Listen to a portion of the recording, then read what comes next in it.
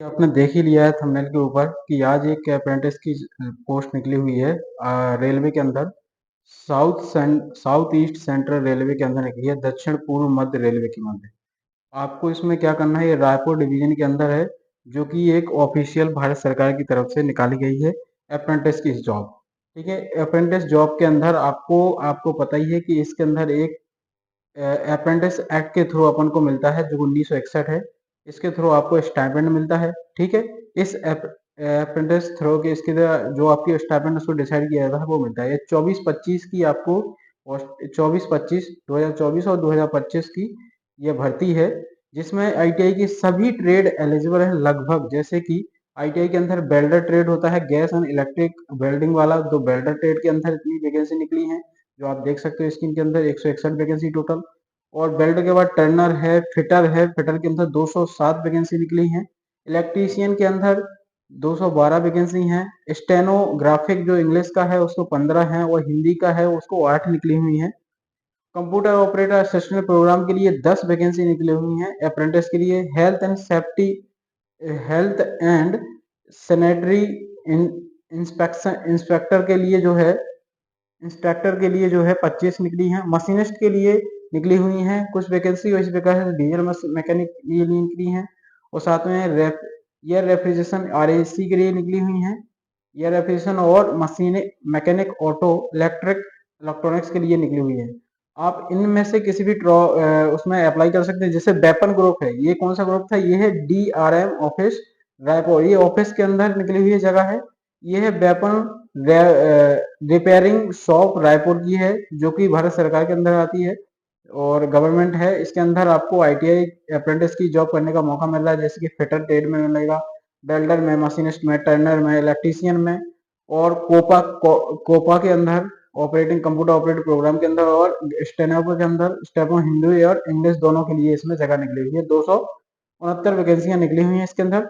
आप इसमें, और इसके लिए एलिजिबिलिटी क्या है, आईटीआई पास होना चाहिए आपके पास। इसमें आईटीआई का कोर्स होना, जिससे अगर आईटीआई नहीं है तो भी क्या है, आगे मैं देखूंगा उसमें अगर लिखा है तो। इसमें आपकी 10th होना चाहिए, 10th+2 से, और साथ में आपके पास क्या होना चाहिए, आईटीआई सर्टिफिकेट होना चाहिए। आगे देखते हैं क्या कहता है। और एज लिमिट की अगर बात करें तो 15 साल मिनिमम होना चाहिए, इससे ज्यादा आप 2024 15 साल से लेकर 24 साल तक इसमें अप्लाई कर सकते हैं।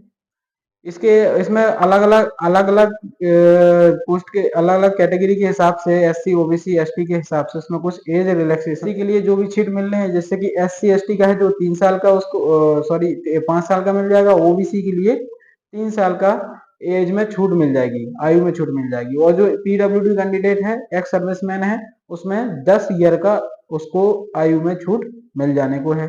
अब आपको आगे बात करनी है तो इसमें जो period of the apprentice training में, इसको आप अगर आप लोग जैसे आईटीआई में हिंदी से हो तो हिंदी हिंदी निकालना ज्यादा आपको बेटर रहेगा। इसमें नीचे हिंदी के में भी दिया है, जैसे कि देखो ये सब हिंदी में दिया हुआ है। तो यहाँ पे तो अपन बात कर रहे थे कि इसमें आयु में छूट मिल जानी है।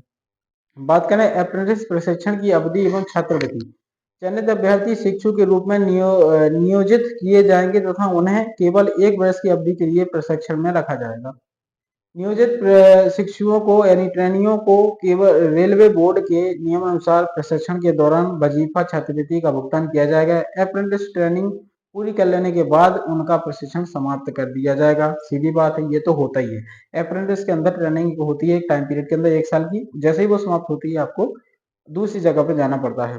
चयन प्रक्रिया की अगर बात करना, देखो मेरे हिसाब से माने तो ये बहुत अच्छा मौका है, रेलवे के अंदर काम करने का मौका मिल रहा है। इससे आपको एक सर्टिफिकेट मिलेगा जो कि बहुत ज्यादा इंपॉर्टेंट करता है आने वाले अदर एग्जाम में। लोग कहते हैं कि अप्रेंटिस से कुछ नहीं होता है, लेकिन ऐसा नहीं है। आने वाला टाइम अप्रेंटिस वालों का ही है।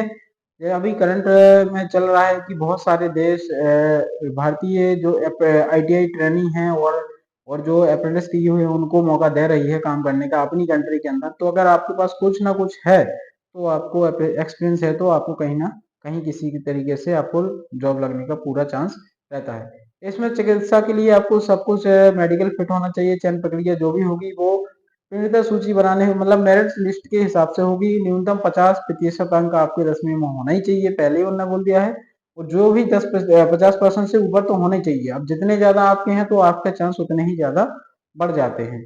अब रोजगार स्वीकृति की बात करें तो इसमें अगर प्रेसिडेंसी समाप्त होने के पश्चात किसी भी शिक्षक को किसी भी रोजगार के प्रस्ताव के लिए नियुक्त बाध्य नहीं होगा। मतलब कोई भी ट्रेनिंग करने के बाद यह नहीं कह सकता है कि आप हमें परमानेंट रखिए। वो समय समय पर गाइडेंस आती रहती है, वो उसकी आपको टेंशन लेने की जरूरत नहीं है। जो भी भूतपूर्व है उनको 10% का आरक्षण मिल जाने को है, जो कि मेरिट लिस्ट में आने के लिए ऊपर जो भी पहले कभी ट्रेनिंग कर चुके हैं या फिर कहीं काम कर चुके हैं उनको 10% का आरक्षण मिल जाएगा और उनकी मेरिट लिस्ट के अंदर सूची वैसे ऊपर आ जाएगी। आवेदन करने की जो तिथि है वो 2 अप्रैल 2024 से लेके 1 तारीख अगले महीने तक 5वें महीने तक आपको 12 बजे तक भरना है इसमें। ये आपकी लास्ट डेट है। आपको भरने के लिए इस वेबसाइट पे जाना है जो कि है http://apprenticeship india.gov नाम से वेबसाइट है। इस पे जाके अपने ऑनलाइन रजिस्ट्रेशन करना है और आपको अपना पूरा फॉर्म भरना है। ये थी आज की जानकारी। और इसके अंदर जैसे कि और जानकारी है, यदि रेल प्रशासन ऐसी जानकारी प्राप्त होती है तो व्यक्ति चैनल प्लस और किसी भी प्रकार का इसमें ये कहने का पूरा मतलब है कि आप किसी भी थर्ड पार्टी के द्वारा मत जाइए। अगर आप कहीं पैसे का कोई मांग रहा है तो वो भी मत दीजिए। आप ऑफिशियल चीज से जाइए जिससे कि आपको कोई भी प्रॉब्लम आने वाली की आगे नहीं है। ठीक है। और अगर आपको कोई भी क्वारी है, कोई जानकारी समझ में नहीं आती है अगर नोटिफिकेशन के अंदर, तो आप इस नंबर पर दिए गए नंबर के ऊपर कॉल कर सकते हैं और बात कर सकते हैं। यह 10 बजे से लेके शाम 5:30 बजे तक आप इस संपर्क कर सकते हो। और ये जो इसका मुख्यालय है इस वैकेंसी का, वो मुख्यालय है रायपुर के अंदर, छत्तीसगढ़ के अंदर। वो आप इसमें कांटेक्ट कर सकते हैं। देखिए पूरा ओरिजिनल है और पूरी तरीके से सरकारी नोटिस है। आप इसके ऊपर पूरा तो देख लीजिए और आप कमेंट कर दिए, मैं उसके ऊपर और अच्छे से क्लियर बात कर दूंगा। और जो भी प्रॉब्लम हो तो आप कमेंट करिए, मैं उसमें रिप्लाई दे दूंगा। ठीक है। और देखो जो अभी आईटीआई कर रहा है उसकी बात करते हैं कि आईटीआई जो अभी कर रहा है उसके लिए क्या है, इसमें एप्लीकेशन कर सकते हैं नहीं कर सकते। तो इसके अंदर देखो स्पष्ट लिखा हुआ है यहाँ पे, देखो ये जो स्टार लगा हुआ है यहाँ पे, इस अगर पॉइंट को आप देखें, इस वाले पॉइंट को अगर आप पढ़ें तो इसमें लिखा हुआ है स्पष्ट कि उम्मीदवार, जो भी उम्मीदवार है, अगर उम्मीदवार की अगर बात करें, उम्मीदवार को अधिसूचना जारी होने की तिथि तक निर्धारित योग्यता उत्तीर्ण होनी लेनी चाहिए। अर्हता परीक्षा में होने वाले अभ्यर्थी और अभ्यर्थी जिनकी अर्हता परीक्षा में प्रतिशत है पात्र नहीं होंगे। जो भी परिणाम घोषित करने वाले जिनका आईटीआई का रिजल्ट अभी नहीं आया है वो इसके अंदर अप्लाई नहीं कर सकते हैं। उनको इसमें अप्लाई करने की कोई भी छूट नहीं दी गई है। आप अगर आपका रिजल्ट घोषित हो चुका है तो आप आईटीआई के रिजल्ट के बेस पे इस पे आवेदन कर सकते हैं। ठीक है। तो ये जो अभी अपेरेंस है, जो भी सेकंड ईयर में है तो वो अप्लाई नहीं कर सकते हैं। जो बिल्कुल उनका रिजल्ट आ चुका है वो इसमें अप्लाई जरूर कर सकते हैं। ठीक है।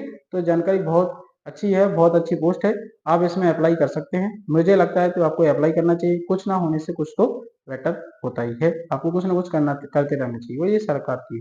ठीक है।